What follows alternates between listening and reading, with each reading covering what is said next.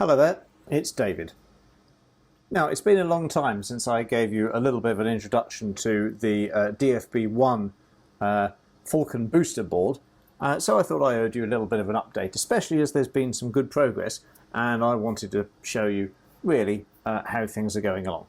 So when we last spoke, I had a working prototype board that was absolutely covered in bodge wires and bits of hot glue going everywhere. And I wanted to make sure that I could replicate that and get it into the form factor. Well, as you can see, here we are in the case. The Falcon case is fully on. We are fully closed up. There's a not yet net USB. I can't remember what the precursor of net USB was called.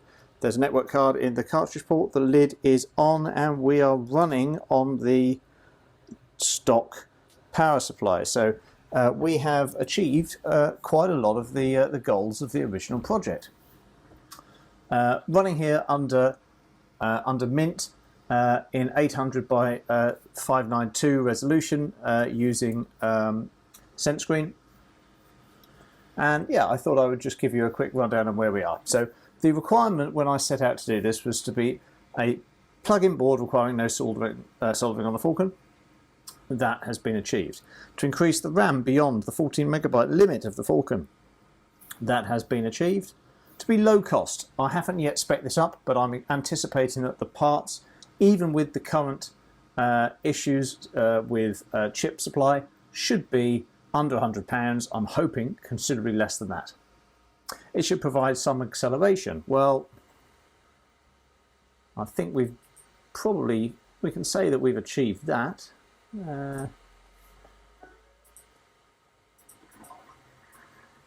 How does a 50 megahertz 030 with a coprocessor sound?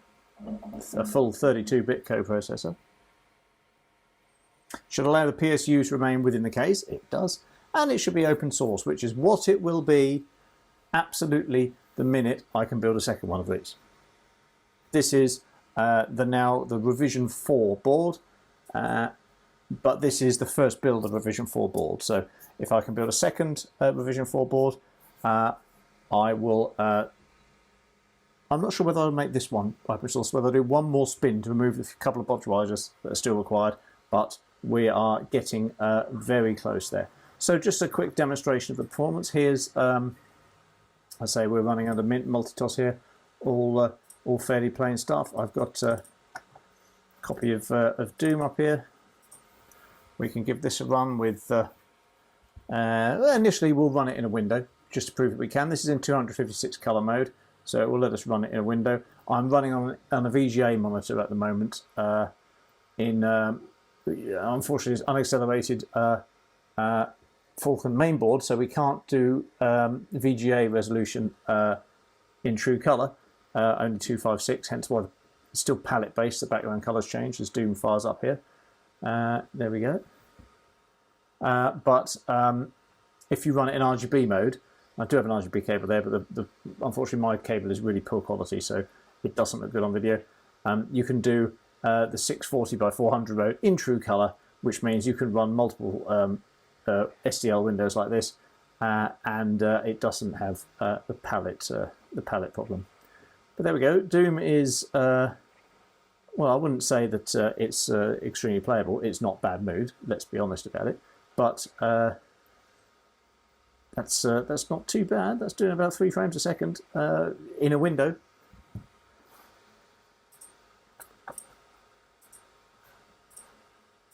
So let's have a look at some of the figures. Now, GenBench doesn't play brilliantly under multi-toss, so we can always have a go at this in single toss later on, but just the headline CPU figures for now.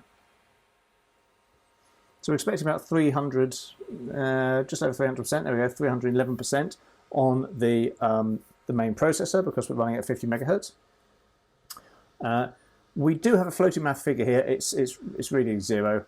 That's just because I've not set the default. Can't really do it under Mint, unfortunately. This is presently running at half the CPU speed because I did a lot of investigation. I've got a lot of FPUs that I've tried. This one, for example, this one can only get to 25 megahertz. The one in here can get to 40, but not 50. And I've got another one in the main board itself, which can barely get beyond 16. So it turns out that the FPUs, recorded wisdom, always used to think that they could be very heavily overclocked. They can to a certain extent, but they won't pass all the tests. You really have to be sure that you're not just getting a fake result. I could run it on Genbench here at 50 megahertz and it'll be absolutely fine. But if I run it through the FPU test program at 50 megahertz, it fails on about 10 of the tests. So this will run at 40, and you can put a hack on here for a second oscillator to let it run at 40. However, for safety's sake and for ease at the moment, just to get everything to fit nicely, I've divided the main clock by 2, and this is therefore running at 25. To be honest, I don't really think the difference is going to be that obvious.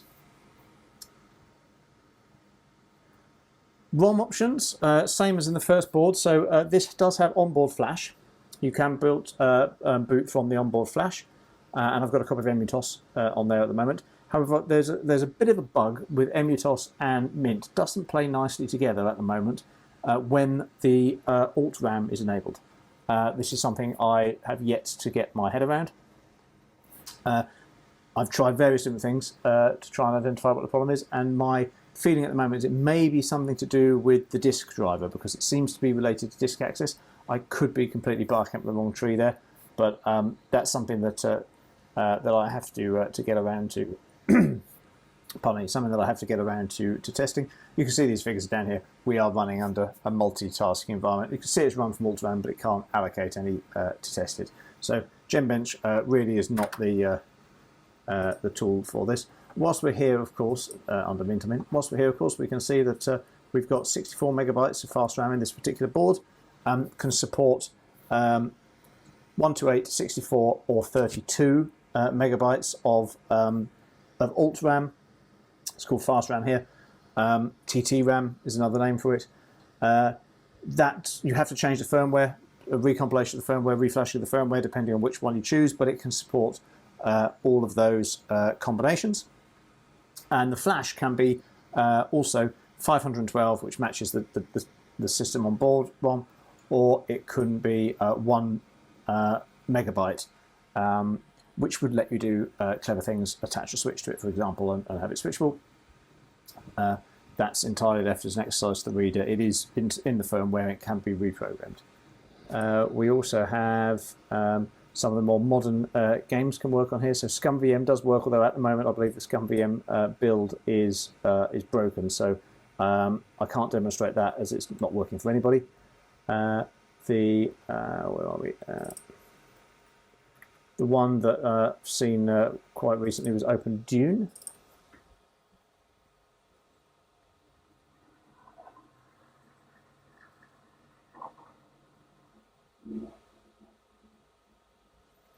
Which works very nicely with the extra memory, and the accelerator kick is a nice little bonus.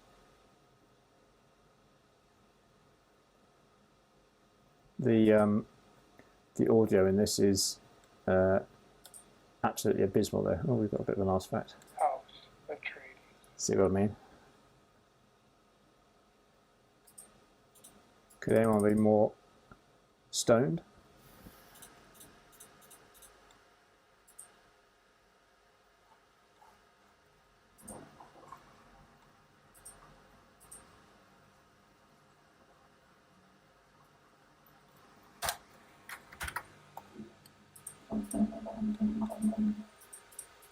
You can see it's quite capable of running modern programs. In fact, there's quite a nice boost as well to the Ethernet style card on here. If we try and download something to demonstrate, this is all because it's a polling based card, and so the faster processor is helpful all around. Although AFTP is not the most reliable, unfortunately.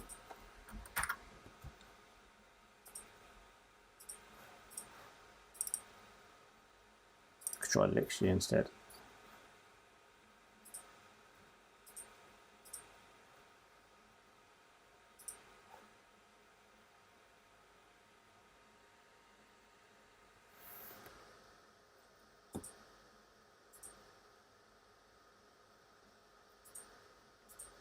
Maybe my internet's down. Yeah, sorry, I think that's my internet. This is my local server, and this seems to be working a lot better. 93 megabytes. That might be a bit excessive. Okay, multiple speed to French. Let's try and download that and see. So it's a good ½ megabyte. Let's see how long that takes. Retrieve file. There we go. Look at that. Excellent. ½ megabyte in what? 4 seconds, something like that. So that's it working under Mint. That's, I think, very effective. It's a very good, very effective Mint platform. If we take it now down to into normal TOS, request to reboot here, and I'll show you some of those speed figures. So the underlying statistics. And again, my screen is off.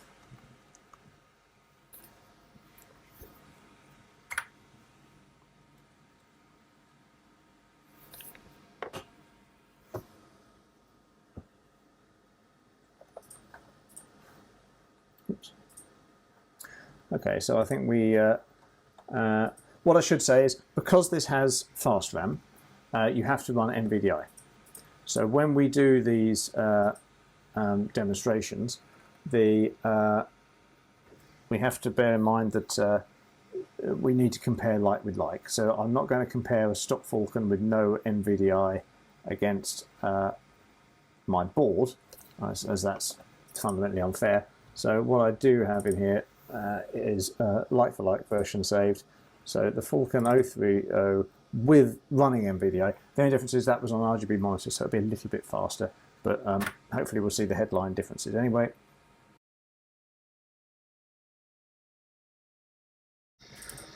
There we go. So again, not quite right because I'm not on the RGB mode, but let's let this run and have a look at the headline figures when it's complete.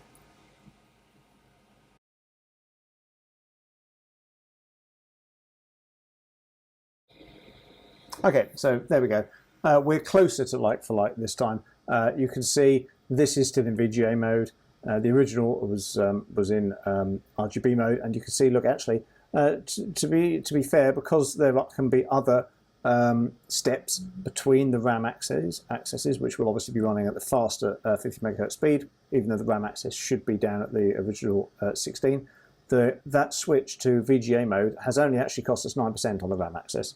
That would be more if we were comparing VGA and RGB directly without the acceleration. So actually that's mitigated that hit somewhat. But just bear in mind that all of these figures, to a certain extent, have been modified by this slower RAM access. So they're all approximately 8% down on what they would normally be like if this was genuinely like for like. But you can see that's come out to approximately a 150% boost. It's actually, for the majority of things, nearer 200 when you go completely like for like. Why does VGA make such a big hit? Well, there's an extra 80 lines on the screen to start with, but also the RGB mode is interlaced, so it actually effectively runs at half the bandwidth, because for every one screen, it's only doing 200 lines instead of 400. Plus also that runs normally at 50 Hertz and VGA is 60 Hertz. So altogether you can see VGA is a lot heavier on the memory demands. So I know it's not perfect. If I put the RGB mode on, it would look rubbish. I really do need to get a good cable. But what we will do is we'll drop down to a lower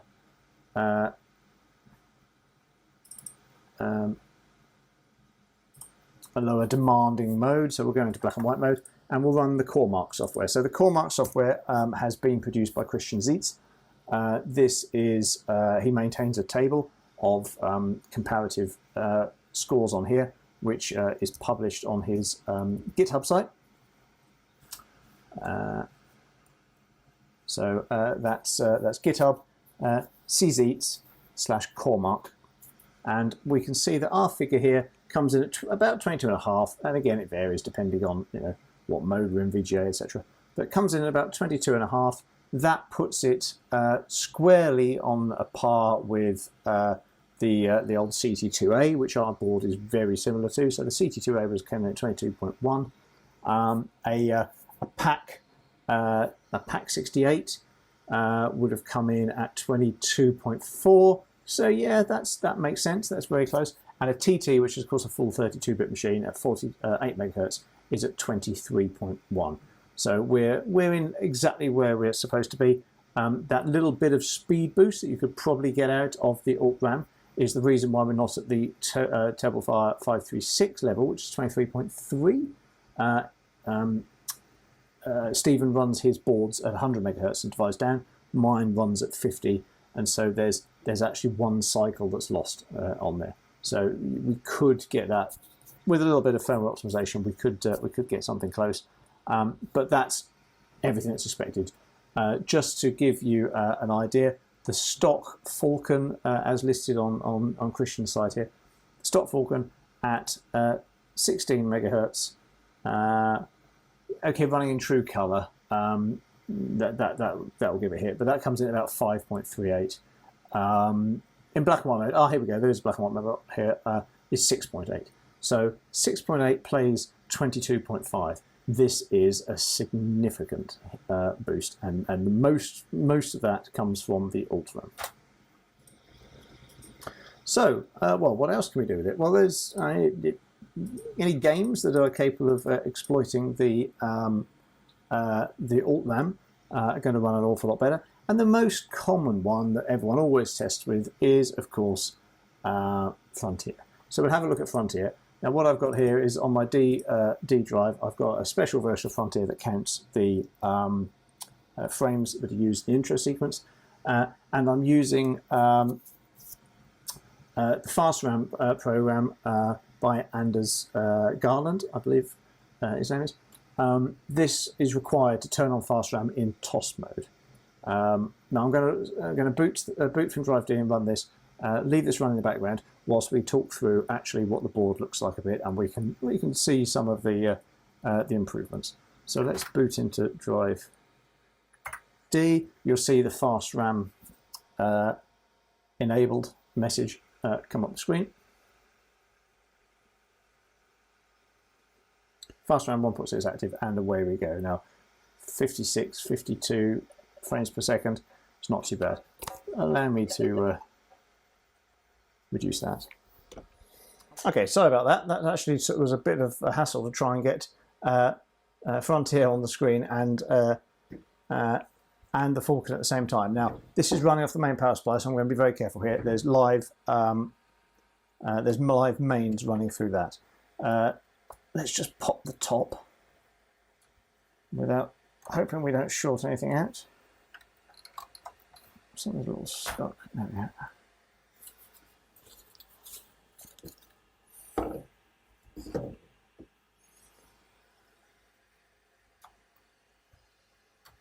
There is the current prototype board. Let's bring this in a little bit closer. So allow me just to talk you briefly through this and what's different from last time. So when I showed you the board last time, this was the one that was based on. 030 here, flash here, CPLD here, 2 memory chips, buffers because of the 3.3 volts, crystal up here, and lots and lots and lots of debugging headers. Now this was just fractionally too large to fit into the slot along with the power supply. So the new incarnation, which unfortunately does still have some bugs, the new incarnation looks like this. Now the first thing you'll see is it's a lot darker balls colour. Now that's because this is a 4-layer board. We've made the jump up to 4-layer. It is obviously much more reliable. There's a much greater capacitance. Oh, just interrupt for a second to show you that. That's rotating around. and it's counted 3,449 frames on that introduction, which is, well, let me tell you that this stock, I believe, runs at around 1,200. That's a big improvement. Now, so what we've done with this board from the last one, obviously it's a much smaller profile. We've dropped the debugging headers. It now clearly fits, which is one of the main requirements. 030, we've introduced the FPU. CPLD is still in the center. Single crystal. We may go to 2 crystals to allow for that sort of second optional speed on the FPU. Flash has moved to up here, and the memory and buffers have retained approximately their location. So what we have running down here, this is the main enable LED.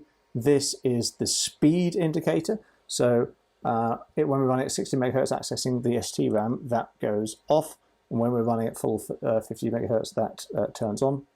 The third one there is an indicator that DSP or FPU software is running. It's accessing that. There's 2 data signal knowledge lines on the 030, DSAT1, DSAT 0. The main motherboard only uses DSAT 1. The DSP and the FPU use DSAT 0, so it's a good indicator of activity on either of those ones, which are the unusual elements. The blue LED here is the fast RAM, the alt RAM is being accessed, and the white LED on the end here is specifically FPU or reset. So I can demonstrate that a little bit. Let me just reset. There we go, we saw the white light go high for reset. And as we boot into TOS, you'll see we're running at full speed, but nothing much is happening here. And then as the fast RAM driver kicks in, oh, I booted into front, here we go. As the fast RAM driver kicks in, we see the blue light come on.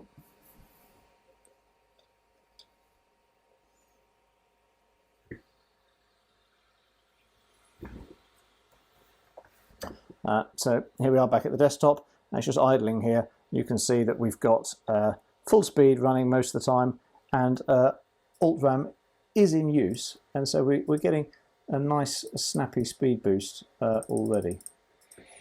Right, sorry about that. I actually ran out of disk space. So carrying on from where we left off, what I was going to say is to demonstrate that the different or the FPU and DSP options kick in here. There's a nice little program that we can use called Frac DSP, which combines all of these things. So firstly, what we can do is run a Mandelbrot set in software. So this is running.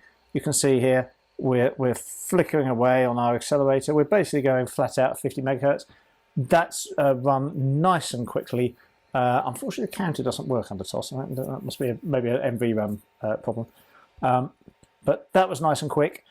Big performance boost over the stock Falcon. We can kick up into the FPU next, which goes one step further. You can see the FPU light flashing away here, and the green DSAC 0 triggering. That indicates we're doing 32-bit transfers. Lovely. So that was even faster still. And of course, one thing that I really ran into problems with the old revision of the board was the DSP. I got precisely one of those boards to work with the DSP. It took me, I would say, a month and a half, 6 weeks probably, to figure out what was going on with this DSP. But we now have a fully functioning DSP. You can see the green lights flashing away, not the white one, so that's how we know it's DSP. Green and not white, DSP. Green and white is FPU. And that is the fastest of the 3. What I will do quickly is just demonstrate the flat out memory speeds because we missed those a second ago. So we'll do our normal trick to drop into ST high.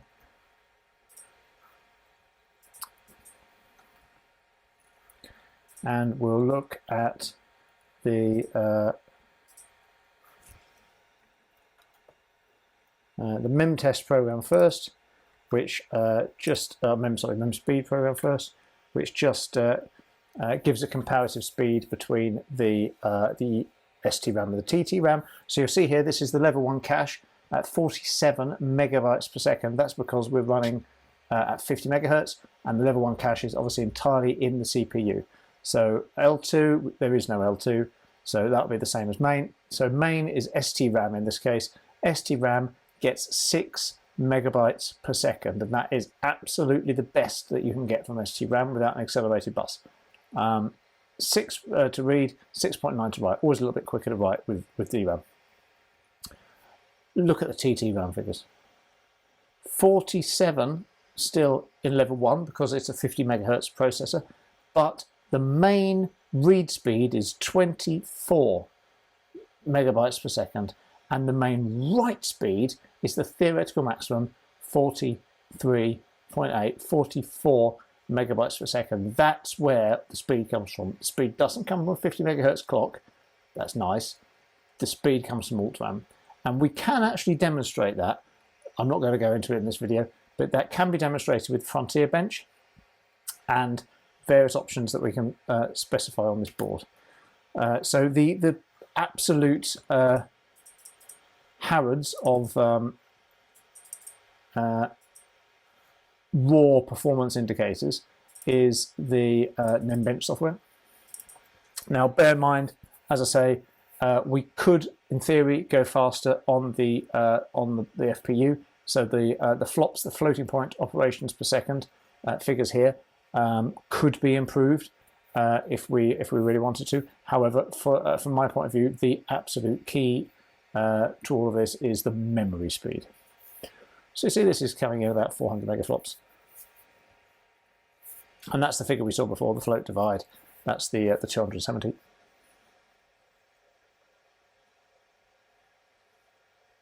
And they're all in that sort of 150, 160 region, which is what we'd expect for a 25 megahertz FPU. Now, these 60-bit hits, reads and writes, you see 300%. This is up here in the sort of figures we expect for 50 megahertz processor. But then here, look at this one, 32-bit write, 568%. This, the combination of 32-bit read and write here, this is where you get your performance boosts. And then 100% on the STRAM, which is completely normal. And these figures repeated down here. So look at that. A copy, which is kind of an average of the two things, a copy at 382%. So generally you're using a memory. Your memory is 382% faster on average. Accelerator with no Ultram, pointless. So what about some of the extended options that we have here? Well, I think I spoke briefly about having flash on board. What do we have here over in this corner are some configuration options. So I'm just going to power down. So I've got one jumper at the moment on the second set of jumpers from the right.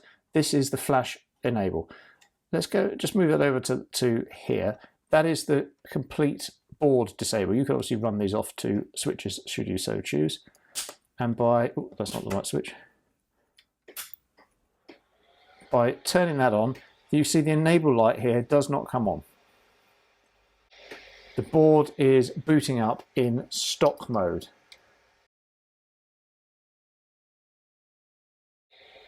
There we go. At the flick of a switch, we can completely disable it and go back to stock Falcon, which, you know, for games or something like this could be quite important.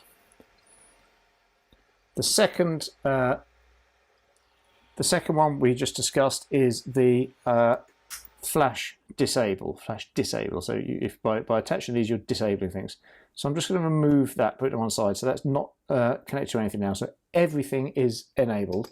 And this time, when we boot up, we should get results from,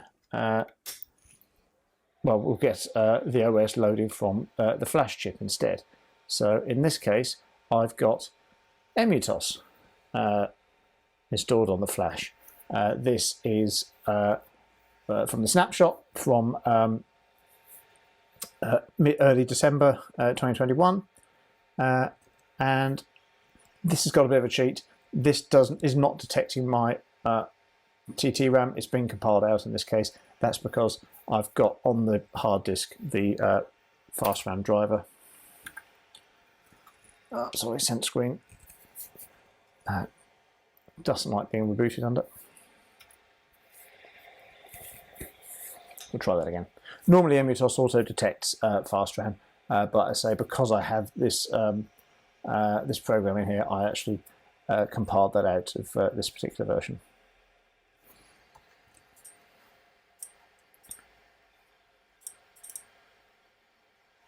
So the key things here that you'll see with the flash, and you can put TOS in flash, that's absolutely fine. The key things we see here are integer division 311, so we're running in accelerated mode. But if we now look at the ROM access, this is still only 16-bit. I haven't got 32-bit flash on here because I thought it was overkill, to be honest. We will see about a 250%, something like that, speed boost on accessing the ROM, which if you were to put TOS into ROM would just give you a nice little 2.5 time kick on all of your window drawing codes. Sorry, 210%.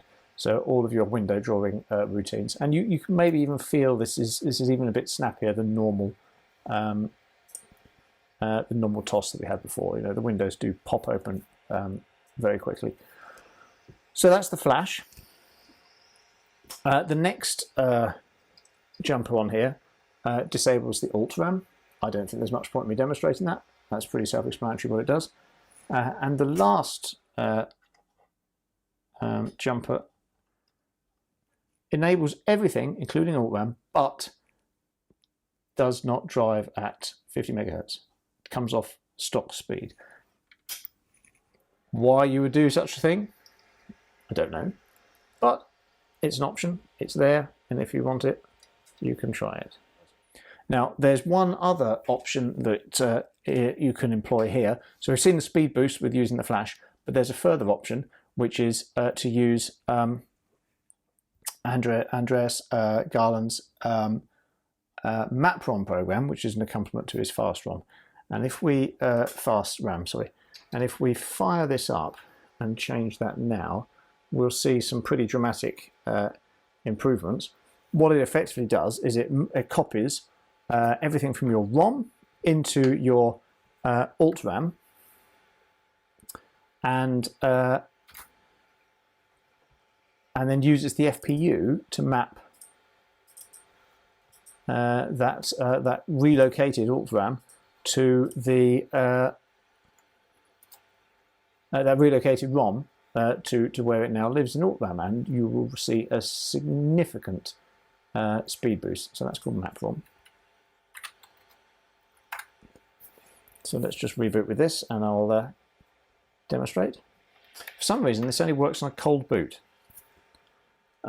which is probably a bug in the MapROM code, but I haven't got around to getting it to successfully recompile. It's supposed to compile with DevPack3, can't make it work, so I'll need to invest some time into that and try and figure out what's going on. Now I can see that's worked. MapROM active, and I've got a blue light on the booster card down here. So when I run this and now I do the ROM access test, this is where you start to see some significant figures. So when you combine this with NVDI, with the 50 megahertz clock, you see how snappy, 411%. You see how snappy. Let's do a gem window.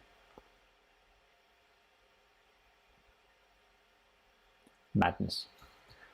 The computer really does start to fly, and you combine that with Mint as well, and yeah, you get a really nice boost indeed.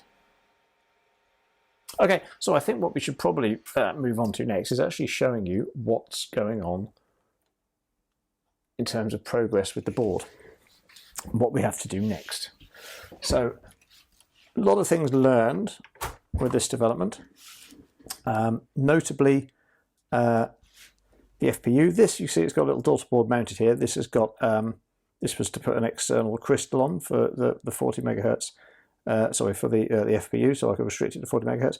The problem is with that daughter board, it's mounted, it's layered, it's stacked on top. There's another socket. When you then put a crystal on, the keyboard won't go down. So if we decide to respin and have a second crystal, it's going to have to be squeezed in somewhere over here. Maybe we'll go to an SMD footprint, or maybe we'll have just the DIP 8 instead of the DIP 14. I made a mistake down here with the with this particular buffer chip. I got one of the lines wrong, so there needs to be some repair here. FC lines. I hadn't realised how important the FC lines were between the 030 and the motherboard. This, by the way, is just a debug header I soldered on. So the FC lines need to be connected. That's something I need to fix in the next version. A pull up on the reset line. I don't know whether that's specific to my reset system or whether that's just in general. But a 5K pull up or 4K7 pull up on the reset line greatly helps stability. This is an experiment. These are the 16 data lines for the motherboard, and I've just put some extra pull-ups on here to try and improve stability. I don't think they're having any effect actually, so I'm going to remove those and test to see whether it carries on working as I've become accustomed. So I suspect that they won't make it onto the final version, or onto the next version, I should say. If we have a look at the back of the board, here's where we can see a bit more action. So these are the 3 FC lines. Unfortunately, I'm trying to get from the bottom of there to the top of there. There's not a neat and tidy way of doing that. This is DSACK 1 and 0 from the FPU. I had them connected directly to the CPU. The problem was that then has to be driven in open drain configuration. It's very high, or a very sharp, so low resistance pull-up resistor. Not good enough. Not good enough for the different speeds that we were dealing with here. So we needed to jumper these over. There was some spare pins on the CPLD, so I need to jumper them over. So these will go straight to the CPLD in the next spin. These are just lines going to the clock. So as I discussed, if we have a second crystal, we'll just route it into the CPLD to allow you to select it. Maybe even that's what we could use for this this option pin, or even thinking about improving the firmware. CPLD is actually connected to the data bus, so it can we can in theory configure it in real time. I haven't written the firmware for that, but that's again something that can be improved on after release. So this is just power and a crystal. Sorry, the oscillator output coming out of here. But as I say, this is being driven at the moment by just dividing this in half. So not too many things to do. What I might do next then, I think, is to build another one of these boards with these, maybe not the oscillator one, but with these 1, 2, 3, 4, 5 bodge wires in place immediately. These are the 2 here. So that's, I think, we only have to cut 3 traces because these just don't exist. That resistor in place, and we'll try it out here. And if that's stable, if that works, if that's repeatable, then I think it's on to the next revision. And I might even put one of these up for sale. Perhaps I'll tidy this version up a bit, or if the second one I build up runs successfully, we might put that one up for sale. It's going to be basically exactly as capable as the DFB1r4. It's just the R5 will do away with some of these wires.